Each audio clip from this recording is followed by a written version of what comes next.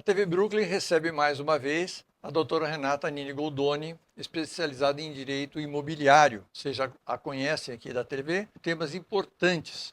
E ela destacou para que a gente gravasse hoje, o assunto do inventário extrajudicial. Né? Quando fala inventário, é sempre um ambiente, um momento muito difícil para a família, fica sempre aquela questão na memória, né, da gente, de uma coisa burocrática, custosa, precisando muito de cartório, essa coisa. Ela domina o assunto, então ela fala, Marco, está muito mais simples, em muitos casos, muito mais ágil. Claro, envolve quase sempre muito imóvel, essa coisa toda. Então, com a palavra, doutora Renata, para nos instruir sobre esse tema que é muito importante, mexe muito com o fígado e com os nervos de muitas famílias por aí. É isso. Mais uma vez, muito obrigada aí pelo Opa! convite, né? Então, nós temos esse problema que é o seguinte: desde 2007 que nós já podemos fazer esse inventário no cartório. Só que, assim, muitas pessoas ainda, elas não sabem da importância e a necessidade de fazer o inventário.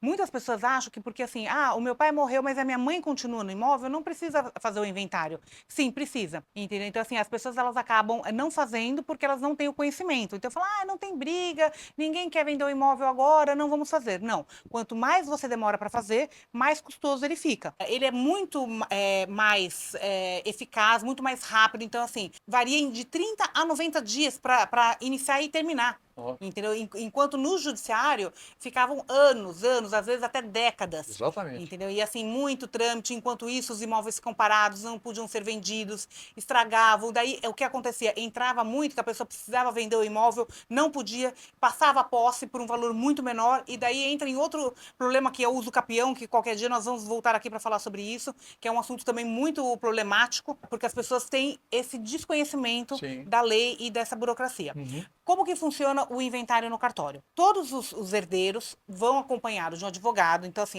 o primeiro ponto importante é isso. Precisa ser consensual, tá? Então, todos os herdeiros, eles não pode ter conflito familiar e nem conflito de bens. Então, por exemplo, tem uma filha que é fora do casamento, que não é herdeira, não. Então, tem que ir para o judiciário, entendeu? Então, todos os herdeiros, estando de acordo, pode fazer no cartório. Então, a presença do advogado é obrigatória e o consensual também é obrigatório. Uma novidade, que não é tão novidade assim, que é desde 2024, mas que também facilitou muito a nossa vida, é a questão do menor e ou incapaz. Que antigamente só os maiores e capazes poderiam ir para o cartório. Hoje não. As regras mudam um pouquinho, mas os menores e ou incapazes, a gente também pode fazer o inventário, mas assim, daí precisa da presença do MP, os bens não podem ser divididos igualmente, precisam ser todos fracionados, então tem umas regras um pouquinho diferentes, mas assim, facilitou muito a vida, porque às vezes o pai morre, a esposa fica com uma criança pequena, então Isso. precisa daquele bem e precisava ir para o judiciário, agora não precisa mais. Tá. Então é um ponto muito positivo. A importância de fazer o inventário e outra regra muito importante é o prazo. Nós temos 60 dias a partir do falecimento para a gente entrar com esse inventário. Eu sei que é um prazo que é muito pequeno, você está de luto, não quer mexer naquela parte da documentação, mas assim, até 60 dias você tem que pagar o ITCMD. Passou de 60 dias, começa a correr uma multa, né? E juros, correção, então tudo isso vai ficando muito mais custoso. Então as pessoas, elas acreditam que minha mãe mora no imóvel, não vamos fazer inventário agora. Quando vão ver, eles vão ter que pagar multa de 20%, que dependendo do patrimônio que você tem, é Sim. muita coisa. Sim. Então, hoje em dia, como que funciona? Dá entrada, né? Então, assim, é uma lista de documentos, aí o advogado tem que estar tudo muito bem, assim, estruturado, matrícula, todos os documentos atualizados. As pessoas nem sabem que existe esse prazo. Mas é muito importante porque, assim, a partir de 60 dias começa a correr uma multa e juros, correção, e isso vai ficando cada vez mais custoso. Então, assim, é muito importante, dependendo do patrimônio, né, do tamanho do patrimônio, isso pode Se o pesar patrimônio muito, é grande, vai custar muito. Se muito. é pequeno, vai Exatamente. ser também representativamente muito alto, né? Exatamente. Então, assim, falando de custo, o que acontece? O ITCMD, ele é um imposto que é estadual. Então, ele varia ali hoje em São Paulo ele está na faixa de 4%, né? Então você soma todo ali o patrimônio e você paga 4%. Então assim, o inventário ele continua sendo um processo muito caro, mas nada se compara ao judiciário, porque no judiciário você como o tempo era muito longo, você tinha que renovar todas as certidões, você tinha perícia, você tinha que contratar técnico para ver não sei o quê, então muito trabalhoso. E daí o advogado cobrava muito mais, porque a tabela do OAB, ela varia entre 5% e 20%. Entendeu? Então, assim, quando era judicial, a gente já cobrava 20%, porque sabia que eram 10, 15 anos de trabalho ali árduo. Entendeu? Hoje não, em 30, 60, 90 dias você termina esse inventário.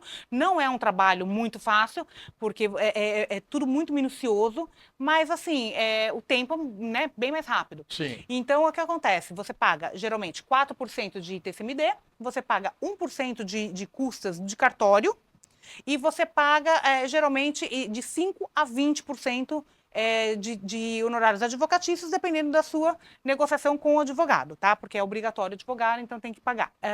Outro fato muito importante é assim, a documentação ela precisa estar totalmente regular. Então é muito importante, tem, né, o familiar ali que já está numa idade, já começar a pegar ali a documentação, perguntar onde que está, porque assim, a documentação, às vezes, a pessoa falece e não sabe nada, não sabe que o pai tinha uma casa lá no interior. Sim. Então, tudo muito, né, difícil nesse ponto. Um outro ponto muito importante para falar aqui é que, assim, a partir do momento que você termina o inventário, ainda não terminou.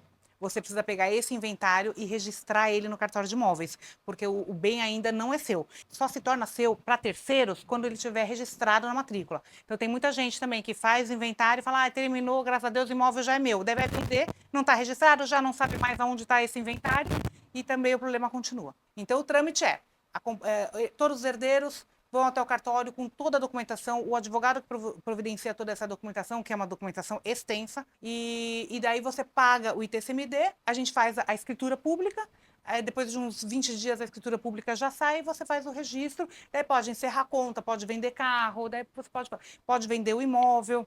O imóvel, ele estando regular, ele é bom para todo mundo, é bom para a família que não perde dinheiro, que você pode vender o imóvel, porque assim, às vezes a pessoa fala, não vou vender o imóvel, só que a situação muda, e você precisa vender, você precisa mudar de estado, não sei o quê, e daí aquilo acaba te atrapalhando. É muito importante para a economia também, porque movimenta todo ali o sistema, e é muito importante também para o mercado imobiliário, que sempre tem um retorno muito rápido desse imóvel. Então, por exemplo, a mamãe morava sozinha naquele imóvel. Então, hoje a gente já pode vender e já pode alugar. Então, ele já voltou para o mercado imobiliário. Muito legal. Então, doutor Renato, obrigado pelas dicas. Nós vamos acompanhar.